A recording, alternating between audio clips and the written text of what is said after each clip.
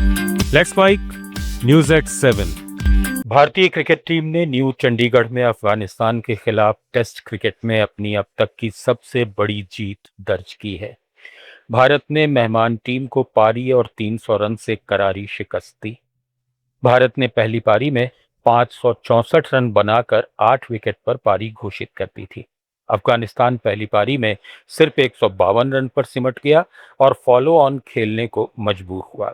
दूसरी पारी में वो महज 112 रन पर ऑल आउट हो गया।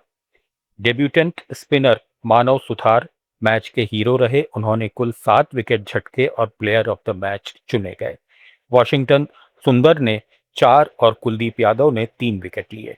इस जीत के साथ भारत ने 186 टेस्ट मैच जीतकर वेस्टइंडीज को पीछे छोड़ लिया है। यह भारतीय क्रिकेट के लिए एक ऐतिहासिक उपलब्धि है। कॉकरोच जनता पार्टी के संस्थापक अभिजीत दीपके ने देश भर में प्रदर्शन करने का ऐलान किया है। उन्होंने सोशल मीडिया प्लेटफॉर्म एक्स पर जारी वीडियो संदेश में कहा कि अगर 13 जून तक शिक्षा मंत्री इस्तीफा नहीं देते हैं तो वे खुद अलग अलग राज्यों और शहरों में जाकर प्रदर्शन करेंगे। इसके बाद भी मांग पूरी नहीं हुई तो देश भर के छात्र एक बार फिर दिल्ली पहुंचकर शांतिपूर्ण आंदोलन करेंगे। गौरतलब है कि 6 जून को जंतर मंतर पर कॉकरोच जनता पार्टी ने प्रदर्शन किया था और परीक्षाओं में कथित गड़बड़ियों को लेकर शिक्षा मंत्री के इस्तीफे की मांग की थी। इस बीच पार्टी के सोशल मीडिया फॉलोअर्स में भी तेजी से बढ़ोतरी देखने को मिली है। राजनीतिक विश्लेषकों का मानना है कि पार्टी के सामने सोशल मीडिया समर्थन को जमीनी जनाधार में बदलने और स्पष्ट एजेंडा तय करने जैसी बड़ी चुनौतियां हैं।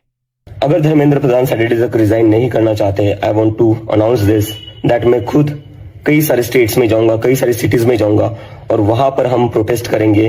कॉकरोच जनता पार्टी की तरफ से डिमांड करेंगे कि धर्मेंद्र प्रधान को रिजाइन करना चाहिए।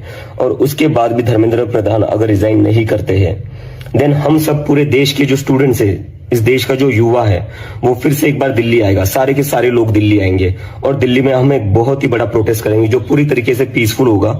इंडिया ब्लॉक की 2 साल बाद हुई 7वीं बैठक में दिल्ली में 25 दलों के नेता शामिल हुए।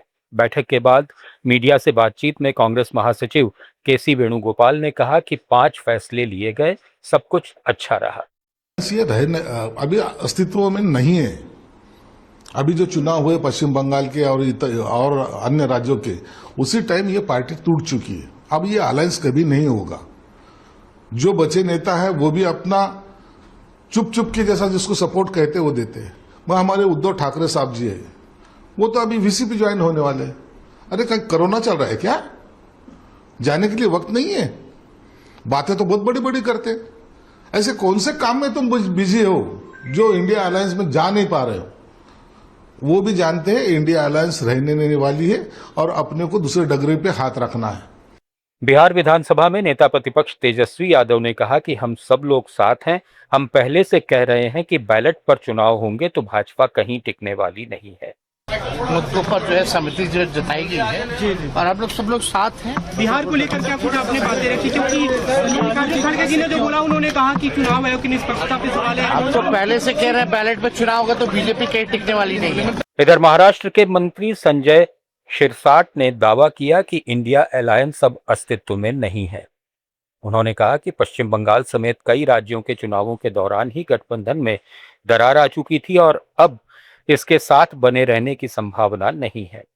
उन्होंने उद्धव ठाकरे पर भी निशाना साधते हुए कहा कि वे बैठक में व्यक्तिगत रूप से शामिल होने के बजाय वीडियो कॉन्फ्रेंसिंग के जरिए क्यों जुड़े। That's all. 5 decision, big decision. Kindly brief about what happened inside. What happened inside the entire meeting was successful. Why not? What is the question of this? Everything went on well. That is why everybody was there in the conference. Done. Next meeting will be in Hyderabad. We told them. Trinamool Congress में लगातार बढ़ती बगावत के बीच अब party के सांसदों के भी ममता बनर्जी का साथ छोड़ने की अटकलें तेज हो गई हैं।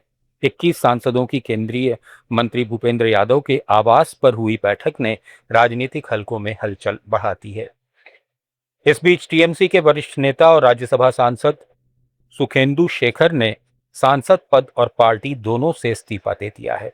उन्होंने ममता सरकार के 15 साल के शासन को अराजक, भ्रष्टाचार से ग्रस्त और जनता से दूर बताया है। अपने इस्तीफे में उन्होंने बीजेपी सरकार की जमकर तारीफ की। न्यूज़ एट 7 में फिलहाल इतना ही। जुड़े रहिए लेट्स माइक के साथ।